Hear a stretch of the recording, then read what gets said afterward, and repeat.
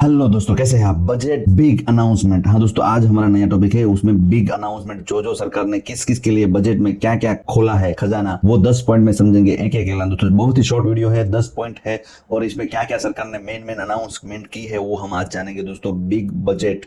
हाँ दोस्तों, 2025 का ये बजट बहुत ही अच्छा है लोगों के लिए। निर्मला सीतारमण ने यहाँ पे बहुत सारे लोगों को बहुत सारी छूट दी गई है। यहाँ पे आप देख सकते हैं, केंद्र सरकार ने देश का आम बजट 2025 शनिवार को पेश किया है और इसमें किसानों, महिलाओं से लेकर नौकरी पेशा लोगों तक को तोहफा दिया है। फाइनेंस मिनिस्टर के रूप में ये निर्मला सीतारमण का लगातार 8वां बजट भाषण था और इसमें तमाम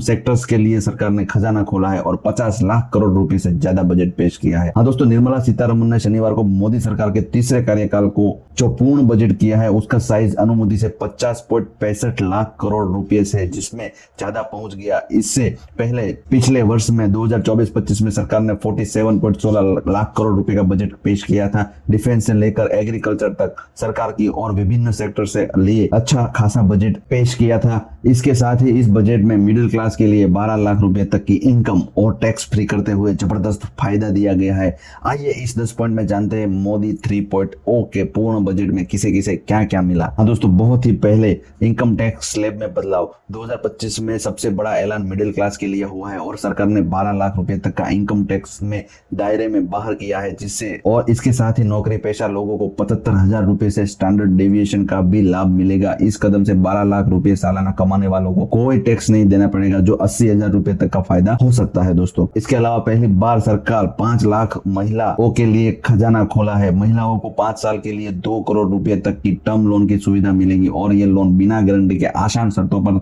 दिया जाएगा, जिसके जरिए वे अपने छोटे और बिजनेस को बहुत व्यवसाय को शुरू कर सकेंगे। और यही नहीं, उन्हें बिजनेस को आगे बढ़ाने के लिए डिजिटल ट्रेनिंग, मार्केटिंग सपोर्ट और सरकारी योजनाओं से जोड़ने की सुविधा भी दी जाएगी दोस्तों। सरकार की ओर से गिग वर्ग जो मजदूर लोग हैं उसको आइडेंटिटी प्रूफ दिया जाएगा और उन्हें ई श्रम पोर्टल रजिस्टर करके ये पहचान पत्र दिलवाया जाएगा। सरकार ने इस कदम के करीब 1 करोड़ वर्कर को फायदा मिलेगा। इसके अलावा उन्हें पीएम जन आरोग्य के तहत स्वास्थ्य सुविधाएं भी दी जाएंगी। हाँ दोस्तों, पीएम जन आरोग्य के तहत उनको स्वास्थ्य का भी लाभ मिल सकता है दोस्तों। इसके अलावा 2025 में 40,000 आवास का निर्माण होगा। स्वामी स्कीम के तहत 2025 में 40,000 आवास परियोजनाओं के पूरा करने के लिए उम्मीद जताई है और इस प्लानिंग को आगे बढ़ाने के लिए 15,000 करोड़ रुपए का स्वामी फंड किया जाएगा दोस्तों। और इसके अलावा बुजुर्गों को भी बड़ी राहत दी गई है दोस्तों। फाइनेंस मिनिस्टर निर्मला सीतारमण ने बजट में बड़ा ऐलान करते हुए अब सीनियर सिटीजन के लिए टैक्स डिडक्शन TDS की लिमिट 50,000 से बढ़ाकर 1 लाख रुपए तक कर दी है दोस्तों। इसका मतलब यह है कि अगर किसी भी सीनियर सिटीजन को बैंक डिपॉजिट करनी है तो वर्ष के दौरान 1 लाख रुपए पर कमाई होगी, उनको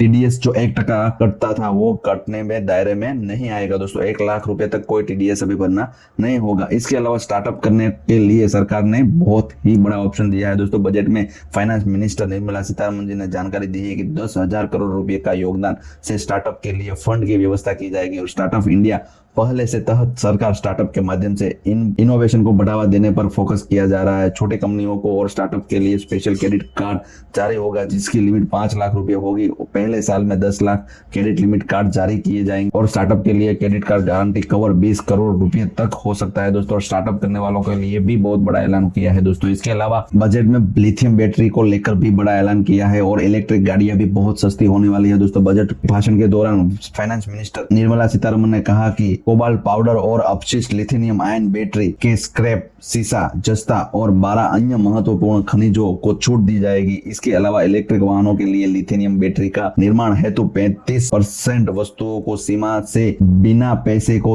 निःशुल्क किया जाएगा और छूट दी जाएगी। सरकार की मेक इन इंडिया योजना को और बढ़ावा देने के लिए वित्त मंत्री निर्मला सीतारमण ने किया है कि नेशनल मैन्युफैक्चरिंग मिशन जो और मजबूत किया जाएगा और जिसका लाभ ऑटो सेक्टर को भी मिलेगा। इसके बाद इलेक्ट्रिक व्हीकल की कीमतें कम हो सकती है दोस्तों, बहुत ही कम हो सकती है। और MSME सेक्टर का फोकस, केंद्र सरकार ने बजट में MSME सेक्टर पर विशेष फोकस रखा है। MSME के लिए ऋण गारंटी कवर 5 करोड़ रुपए तक से बढ़ाकर 10 करोड़ रुपए करने का ऐलान कर दिया है दोस्तों। बता दें कि देश में करीब 5.7 करोड़ MSME है, जिसको इनकम जो इकोनॉमिक ग्रोथ में अहम योगदान दे रहे हैं और देश के मैन्युफैक्चरिंग सेक्टर में 36% योगदान MSME सेक्टर का है और इसके जरिए लगभग 7.5 करोड़ को रोजगार मिल रहा है दोस्तों। इसके अलावा डिफेंस सेक्टर के लिए भी बहुत बड़ा बजट पेश किया है। केंद्र सरकार ने विकास भारत 2047 और आत्मनिर्भर सशस्त्र बलों के विजन को साकार करने के लिए भारत सरकार ने फाइनेंस वर्ष 2025-26 के लिए रक्षा मंत्रालय को 6,81,210 करोड़ रुपए का बजट पेश किया है, जिसमें